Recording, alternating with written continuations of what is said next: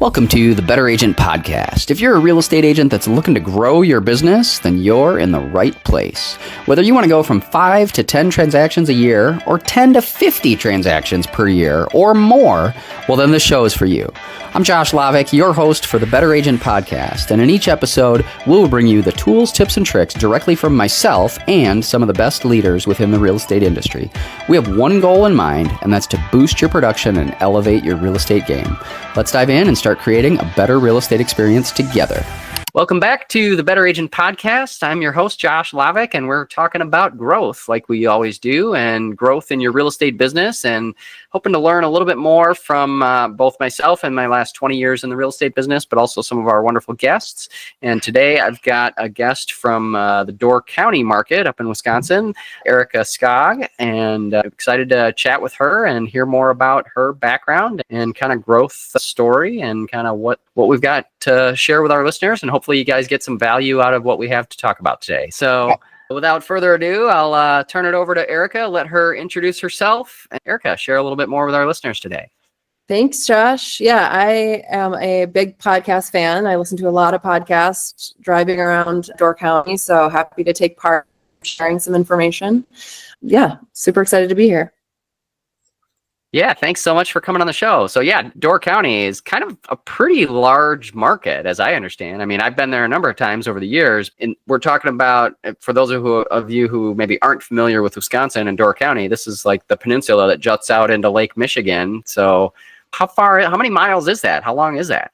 Yeah, you can only get there too if through Green Bay. So the beauty of Door County is, like you said, it is a peninsula, but there's no real easy way to come and go. You have to get to Green Bay, and then it's about an hour north. And yeah, we cover a lot of ground. Everyone has different Door County boundaries as well, which is a very interesting if you want to get into that conversation with a local of where is their Door County. So I am based in Sturgeon Bay, and it's sort of our gateway city. There's 3 bridges, but once you cross over, that sometimes is people's definition of Door County, right when you get over the bridge. But Door County really starts down near Dykesville, just north of Green Bay, and then goes all the way up to Gills Rock, and then even aboard a ferry over to Washington Island. So I certainly cover the whole county. Like I said, listen to a lot of podcasts. But find myself based in Sturgeon Bay most of the time. The wonderful thing about doing real estate in Door County too is we have a lot of waterfront. So wherever you are in the county, you're definitely working a lot on either the Bay side or the Lake Michigan side. We have inland lakes. So it's a great real estate industry to be in as an agent. Mm-hmm. Well, I would think that it's, certainly waterfront properties tend to definitely get a little higher price point than some of the more inland ones, I would think. So certainly as a real estate agent or a real estate broker, certainly that could be a good opportunity to kind of focus on that for sure. It is more of a tourist market though, if I'm not mistaken, right? Right. So then there's that too. We have a ton of gorgeous waterfront homes, but then even off water, we have a lot of second homes, vacation homes, short-term rentals.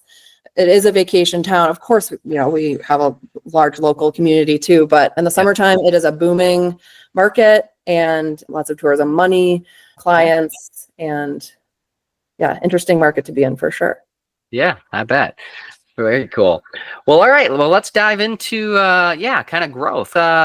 Maybe let's dive into some things that, that have been working well for you or have worked well over the years in terms of trying to grow your real estate business. Maybe share a little more about where you started and what you're kind of doing now and what's working.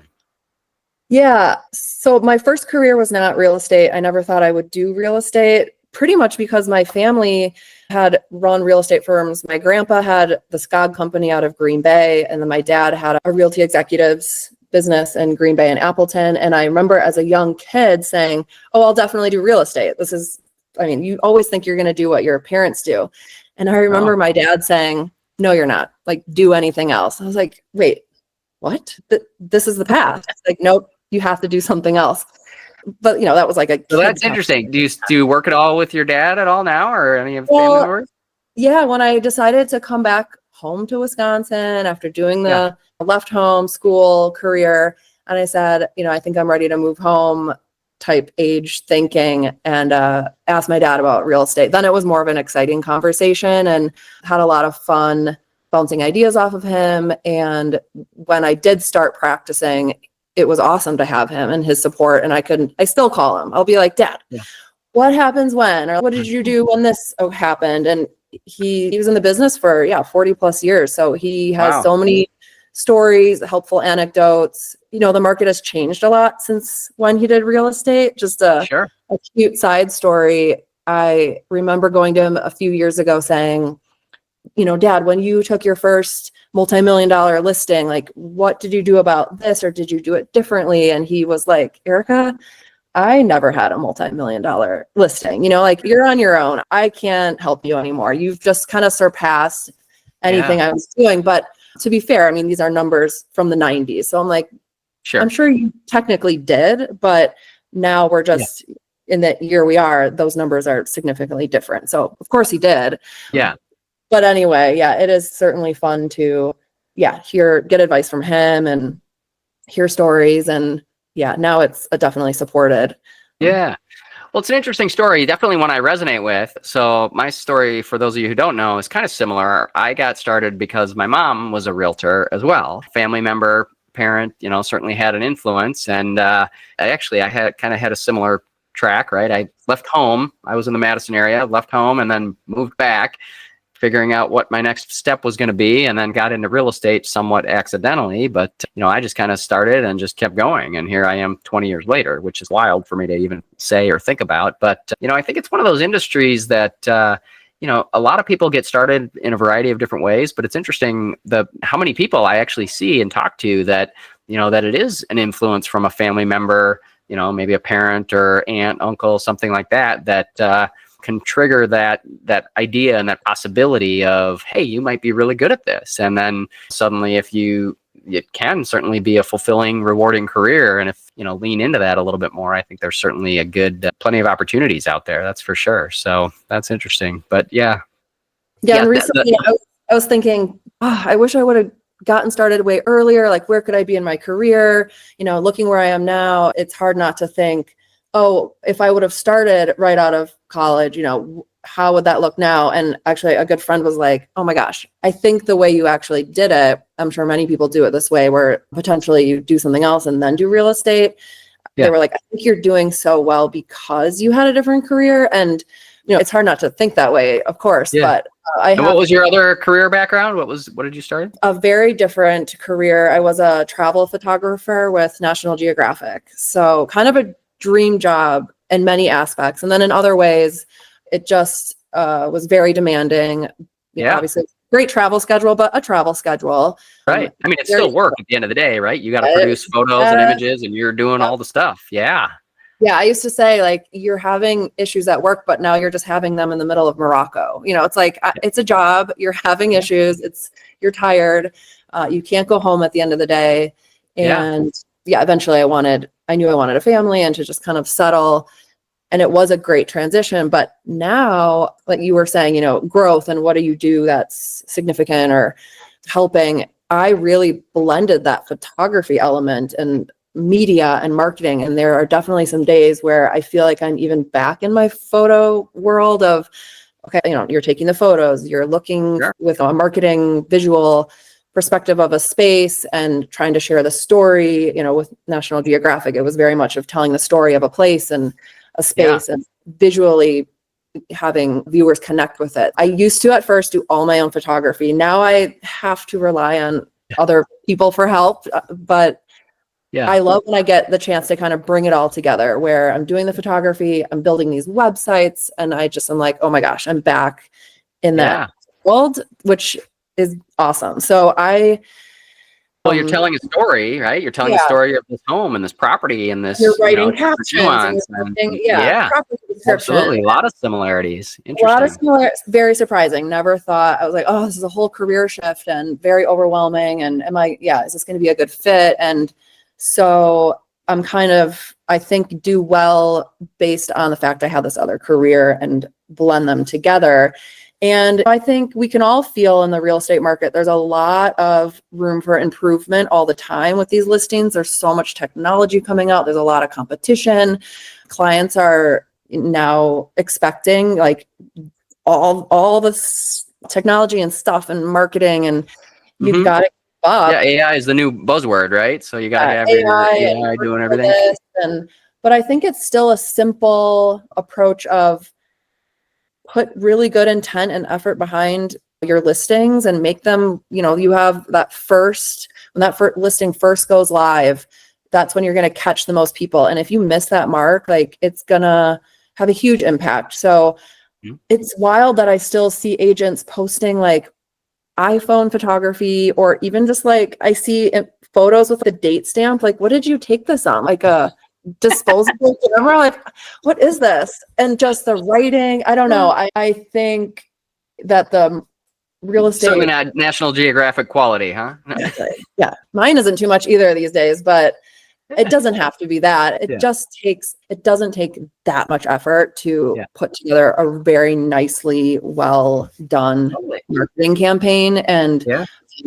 I think that's where I like to put most of my energy is that, yeah, photography, writing, visual appeal right off the bat. For sure. Yeah. No, I think it's super important. I mean, we definitely put a lot of effort and emphasis into our listings, and I couldn't agree more about that first impression, right? First impressions totally matter. And even the first 5 photos in a listing, like people are scrolling on their phones, browsing tons of different things. Like you got a split second to really capture their attention, and it really take a few extra moments, a few extra minutes to pick out the best photo rather than just whatever the default one is, I think that can make such a difference in your listing and your marketing and how quickly it sells and how many offers you tend to attract or showings or whatever. I've noticed that for sure, and definitely it makes a difference. So And if you're future clients, like they're looking at what totally, you're doing. I got a call a couple days ago and I just sort of said, I don't ask this enough, but yeah, how did you find me? How did you hear of me?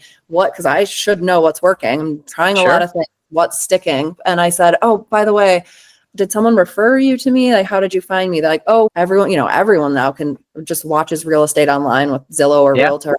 And they're like, we've just seen your name come up a bunch to listings done very well.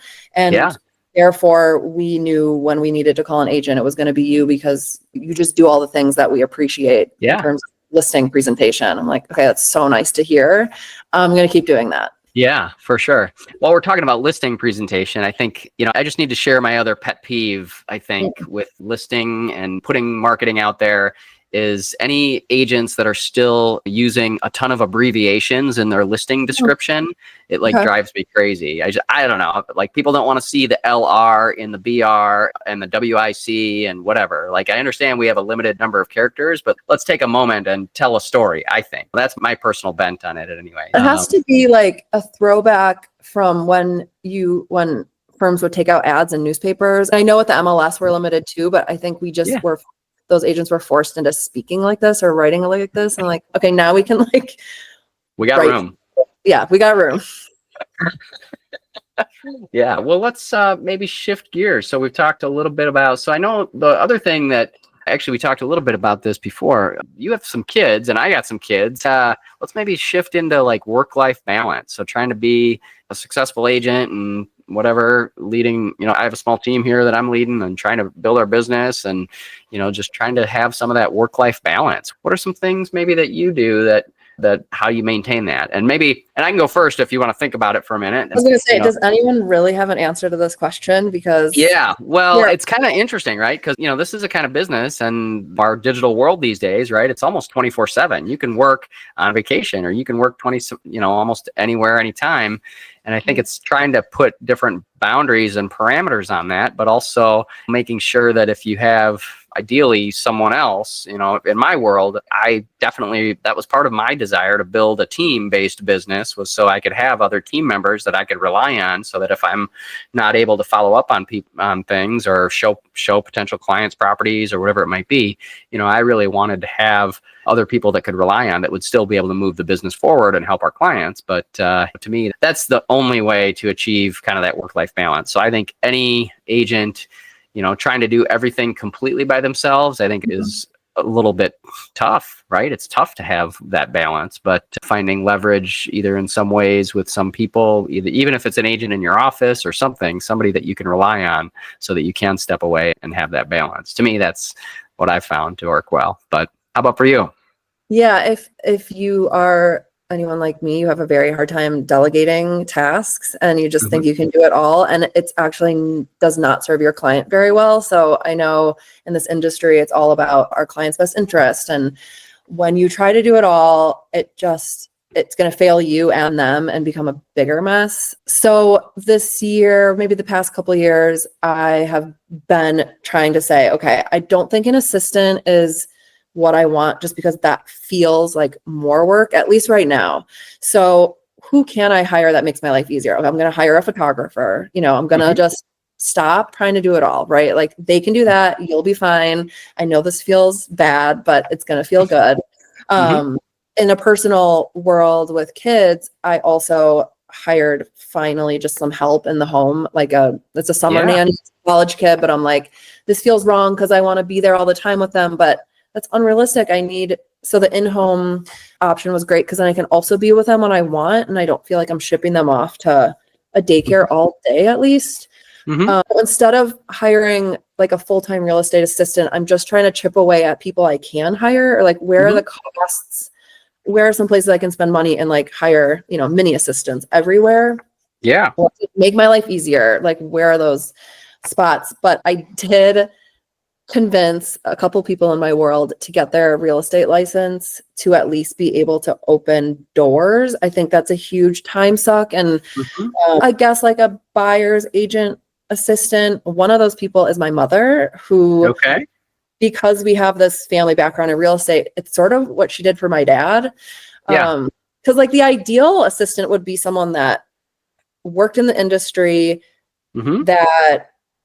that knows what they're doing and that just has free time in their retirement to do this stuff. But like those good agents that are not retired, they don't want to do real estate anymore. They're like the worst candidate. Like my dad's like, no, no, no, I'm retired. I'm done. Imagine when you retire from real estate and your daughter's like, just come back and help me. Yeah. Like, Come do an open house. Heck yeah. no, I'm out.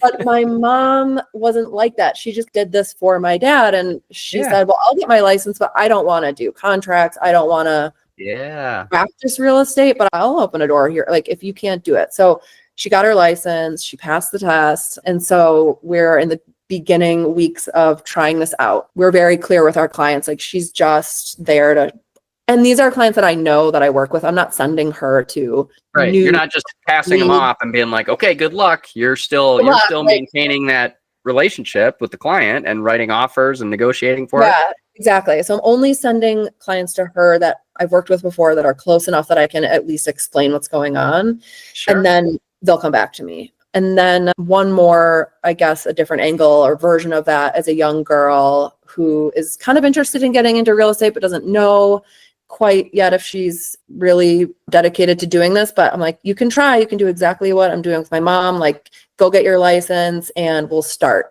But yeah, I think I'm not, my business is great right now and I'm like so grateful. So I don't want to say like, I don't want more business, but what I'm trying to avoid is a scenario where Can you share? What does that mean? What is it? What's great about it? Would you mind sharing any specifics about maybe sure. units or volume or anything? Yeah, happy to. So last year I had about, I think it was about 35 transactions. Okay. But that said, we only work in the summer in Door County, really, truly. I mean, there's stuff going on in the winter, but this is between like June and October. It's a lot of transactions a month. In a And short time, for sure. yeah, about 26 million in sales. Nice.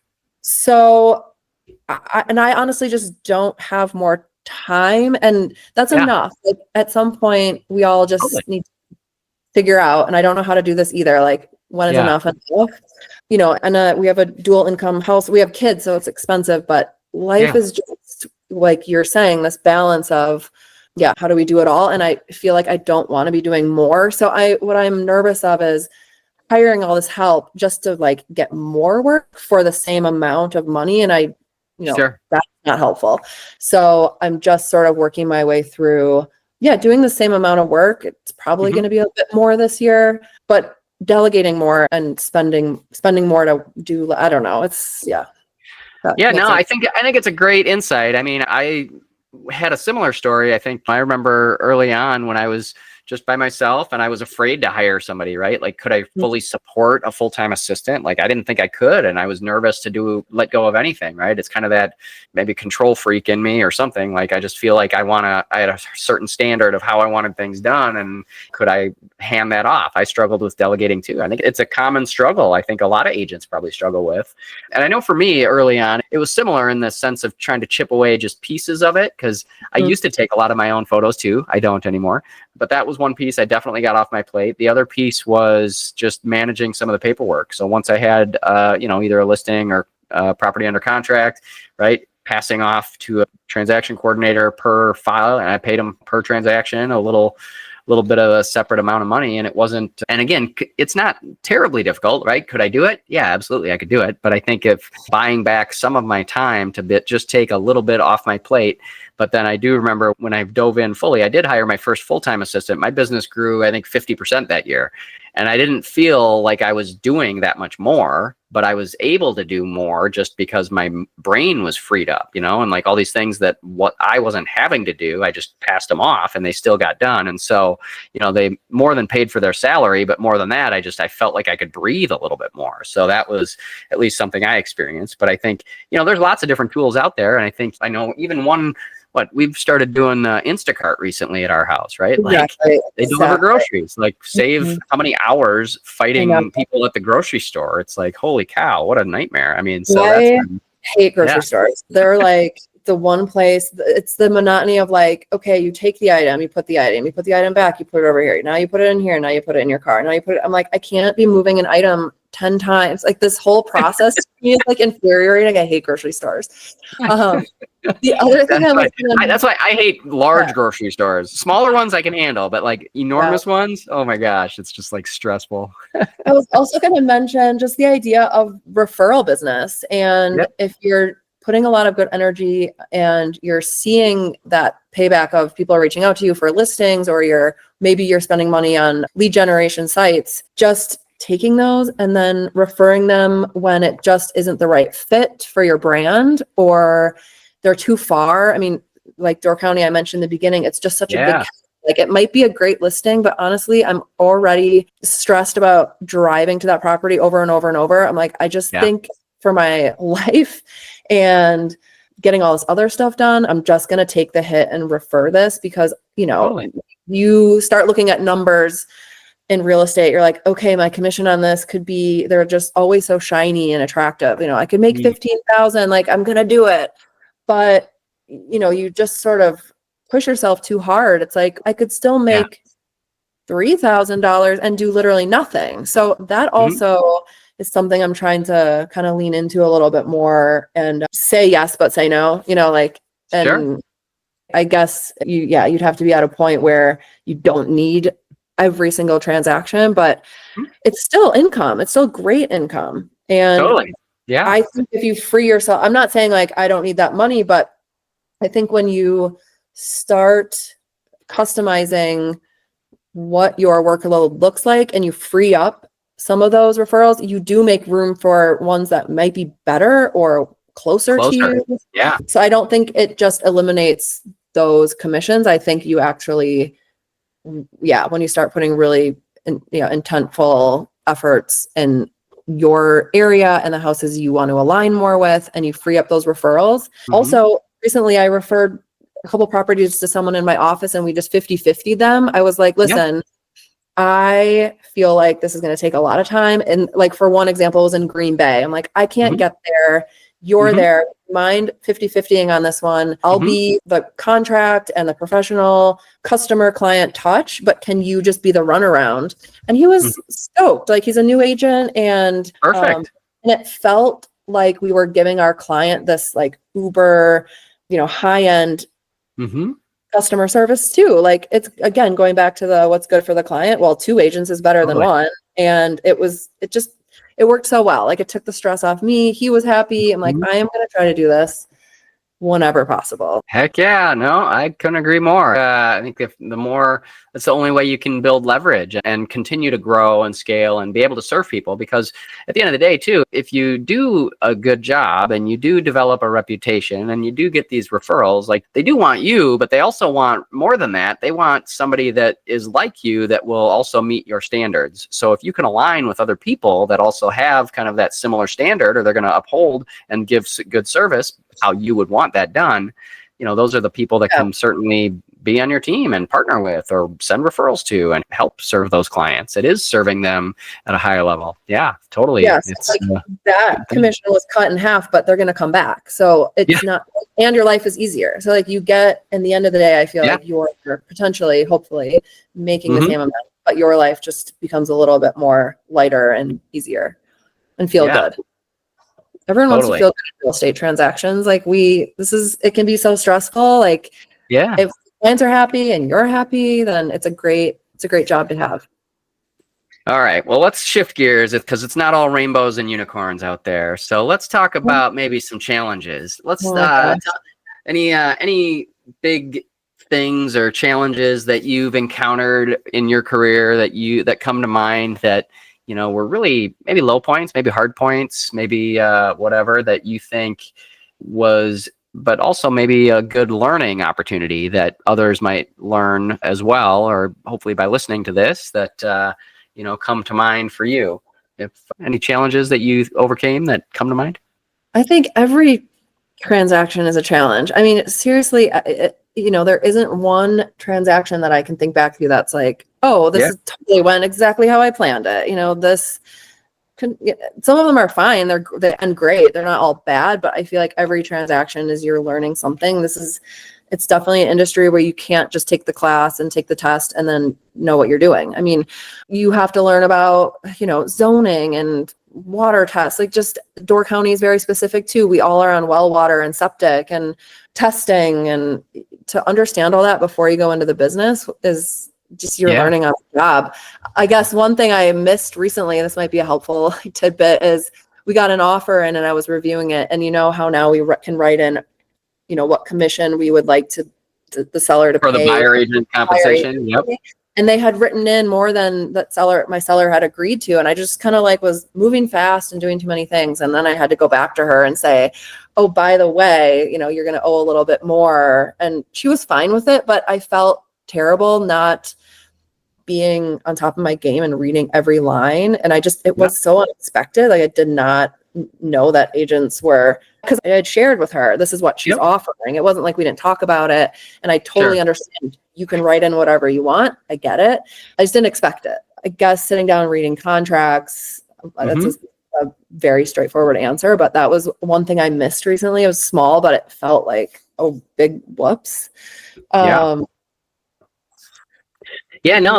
done that for sure myself, missed something in a contract or missed that a home warranty should have been included, and I missed it. So, and should my seller have to pay for that? I mean, I've bought home warranties before, right? Like, that's maybe my mistake and I've owned it, and similar to maybe a commission amount or whatever. I think you got to be upfront and share that as soon as it happens. It's pretty hard but you do learn something every time. And I think it's important to really, hone in on those details, right? That's part of our job, is to review all these contracts, and you really got to know them inside and out and read through them and be cautious. But, sometimes it's easy to move quickly and don't always think about it.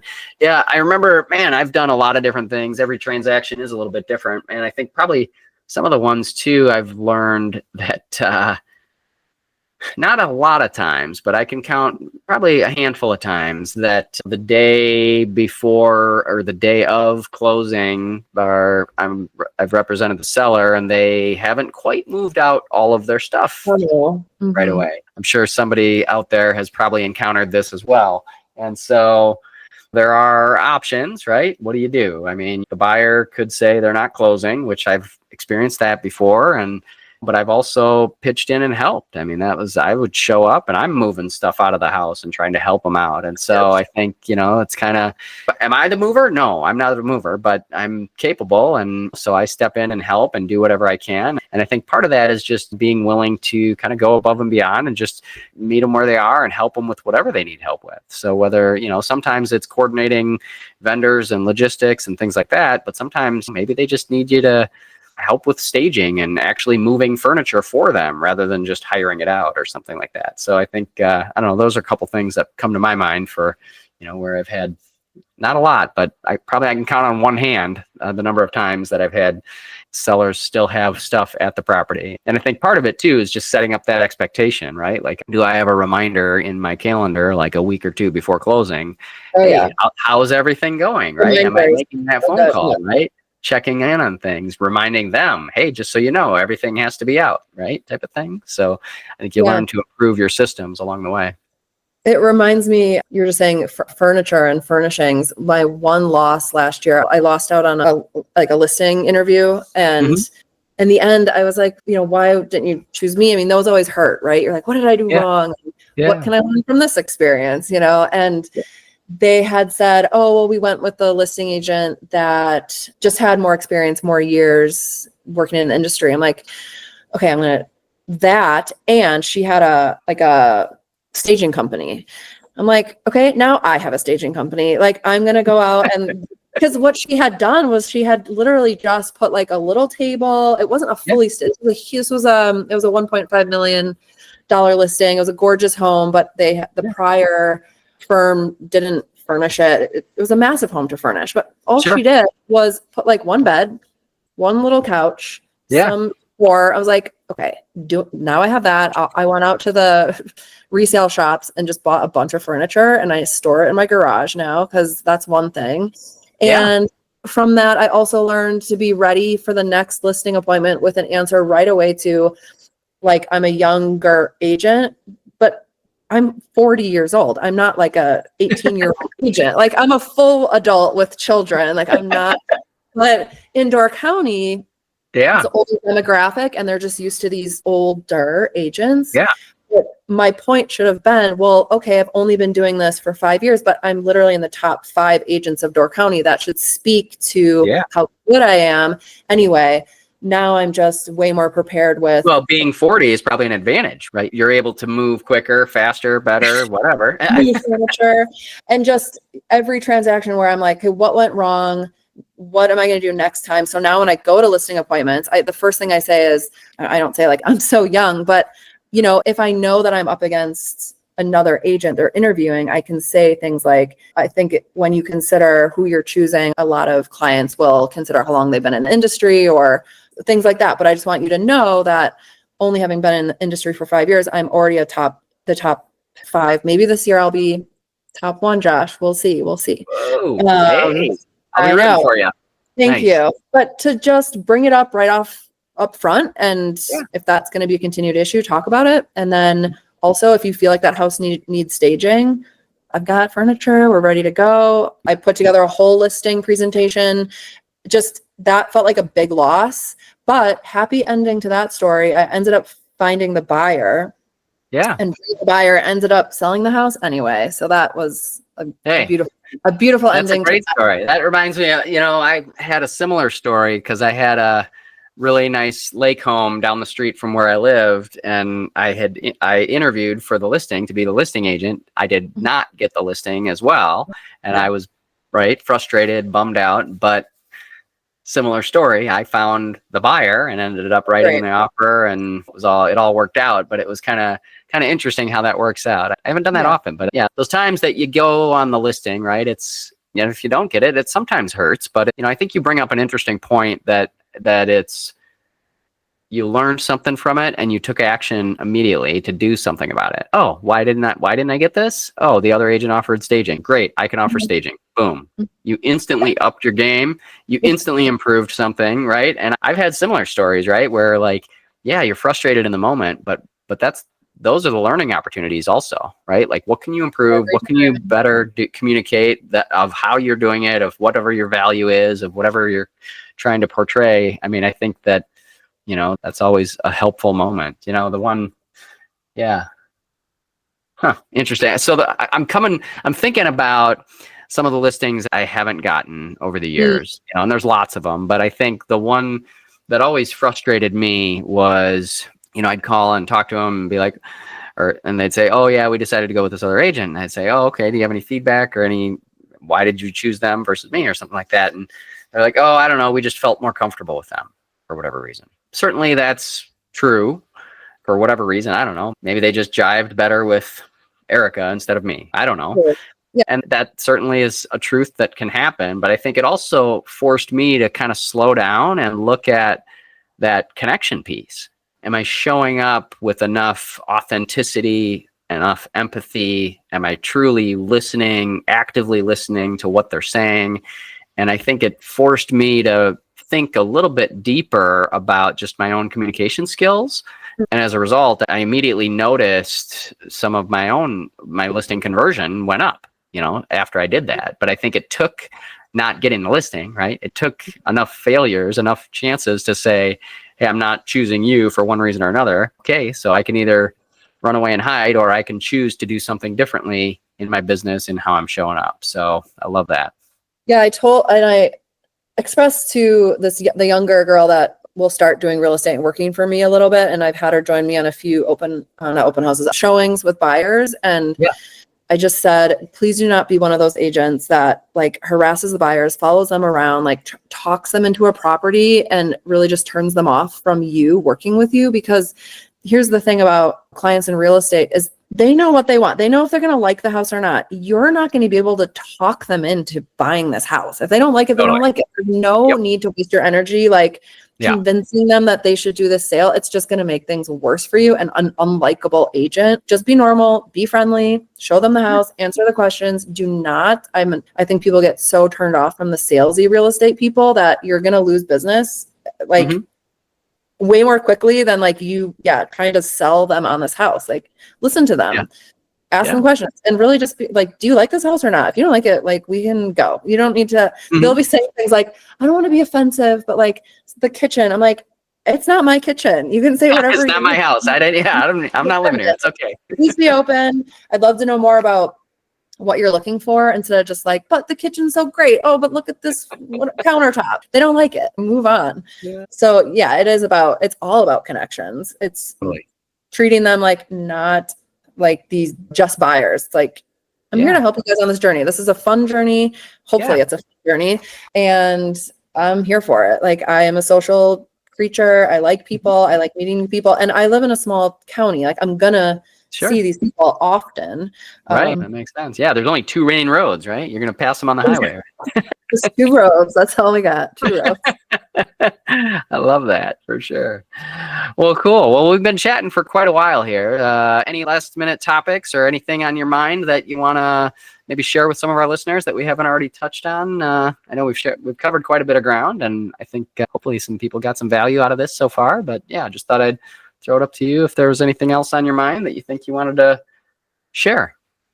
Oh, I feel like I could just keep on talking for hours, Josh. We'll keep going. We can have this be a week-long podcast. No,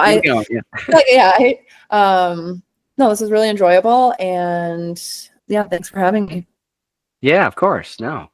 Well, how about this? How about things in the next year to 1 year, 2 years that you're hoping to implement or change that you think will impact your business? I think that I have been realizing it's a much more valuable use of my time to focus on my presence in terms of what I had mentioned in the beginning, in terms of the quality of listings you're putting out there, in terms of what people are seeing versus chasing leads in your this is just me personally. I actually find that I'm getting more leads and more business by putting effort into my online presence. I think the next thing I would love to do is create a get to know me video to sit on my website that you can hear me speak, hear me talk. And because it is such a personal thing, and like you were saying, when clients are choosing who they're going to list with, it kind of comes down to, I've said it too, I'm like, pick someone who you think you're going to drive with. This is going to be a journey we go on together. We're going to be talking a lot. I'm going to be calling you a lot. You're going to be calling me. You got to pick someone that you're going to, like you said, jive with and enjoy. So I would love to get a video out there and push that out and push out great quality products, great quality, just public presence, focus more on these listings. Because in the beginning, I'm like, being a buyer's agent is great. This is fun. I love this. But when you're a buyer's agent, no one sees you. No one knows what you're doing, anything. No one sees your yard sign. No one sees your name. Everyone sees the listing agent's name. So I definitely have shifted that mentality to say, even though it's definitely more work, when you're the listing agent, it is public. People see your name, you get way more business. So I'm kind of giving up on that idyllic finding buyers' homes all day long. It's a little bit easier and less stress, but it leads to so much less than putting your face out there with listings and putting the energy and money. It costs money to advertise and market, but making sure this year I have money set aside for taxes and marketing dollars and just putting a lot of energy behind the presence instead of chasing leads, because then the leads just come to you. So I think that's going to be my goal for this year.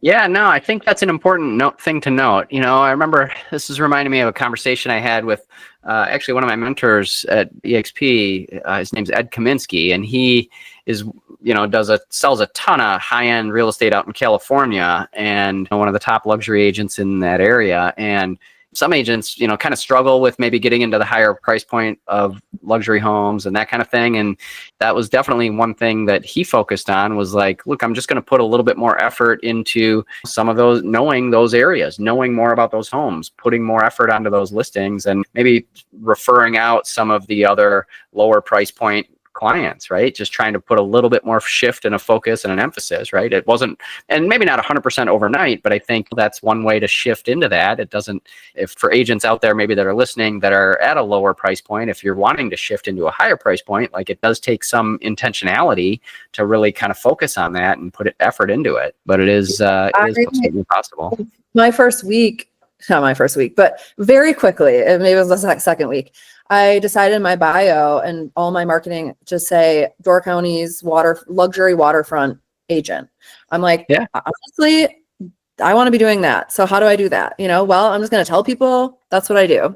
So I started taking out ads in we have a great local newspaper, the Door County Pulse, and it's a place to put your name up and your listings. And even if you don't have a listing, I just decided I'm going to just take out ads. I have my face and a really lovely, again, invest in a good marketing graphic designer and Door County's luxury waterfront agent.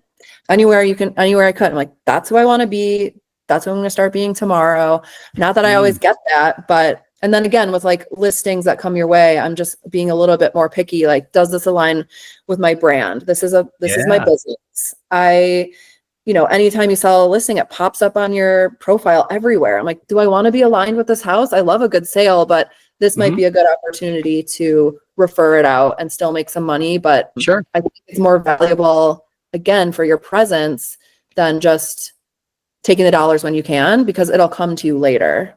Yeah, no, I think it's important. I think it's super important. And I think maybe some agents, there's a number of times I even search agents on their websites, right? You can't find a bio, even a description hardly for some agents. It's like, putting some effort into writing a good biography about you, about who you are, having that identity, that brand, that niche. What do you want to be known for, right? Maybe it's luxury, maybe it's not. Maybe it's investment properties. Maybe it's... I think it definitely depends on your market. People will say, oh, look, it's the right kind of market. They might say, oh, look, she can do it all. She sells condos, she sells land, she sells starter homes, and she sells luxury. She must be a boss. But in other markets, you're like, she's selling these little condos. She's probably not the right fit. So I just think in my specific high-end luxury Door County market, I don't know if my clients would appreciate the fact I do it all. I just decided to stick with one brand and see how that goes for a while.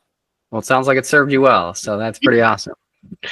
Well, cool, Erika. Well, I really appreciated our conversation today. I feel like we covered a lot of ground and hit a lot of good topics, and hopefully our listeners got some value out of our conversation. And look forward to connecting with you again sometime. Thank you so much, Josh. Appreciate it. Yeah, no problem. All right. Well, that's it for our show today. Again, you're listening to the Better Agent Podcast. And again, I'm your host, Josh Lavik, and here with Erika Skogg. And hopefully, guys, if you enjoyed the episode, feel free to leave a comment or review. And if you want to hear more of it, or tune in next episode as we'll continue the dialogue about growth in your real estate business and career. And hopefully our listeners get some value out of that. So have a good day, everybody. We'll talk to you later. Thanks for tuning in to the Better Agent Podcast. I hope you found today's insights valuable. Don't forget to subscribe and leave a review if you enjoyed the show. Stay tuned for more tips, Q&A sessions, and sneak peeks into our 21-day challenge. To get full access of our show notes and more details on the 21-day challenge, go to abetterrealestateexperience.com. Keep striving for greatness, and I'll see you on the next episode.